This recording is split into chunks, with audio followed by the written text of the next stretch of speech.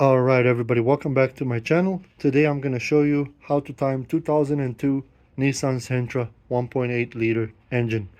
It's pretty easy, guys. First thing first, we're going to make sure that we have our pistons or crank top dead center right there. That means you're going to turn the crank all the way until this rod that you put, whatever you put in here, it goes all the way up, and before it starts going down you stop it. That's your top dead center. So that is on piston number one. So next we have these sprockets. We have a intake and exhaust.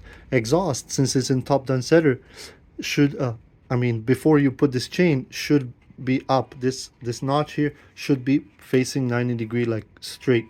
So on there is a dot right there, and it should be on the teeth as well. On these teeth right here should be here dot as well. So the intake side have the same thing right here, and the sprocket on the bottom for your crank have the same one as well. So we're gonna take the chain and we're gonna find where these links are. They are different coloring links, different than all the other ones. There's 3 of them. So there's one right here, one right there, and then one right there. So it's pretty easy. You're gonna match this black link right here with this dot, put it right there, and then you're gonna put it all the way to this side and match it with that one. You're gonna have a little slack over here. Then you're gonna turn this intake sprocket, turn it a little bit so you get a little bit of slack down there, and then you're gonna match it right here. As you can see, there it is.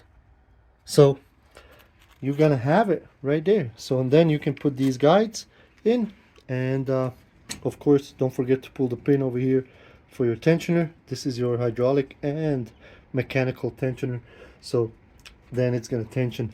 In order to test it, you have to spin this couple of times. I think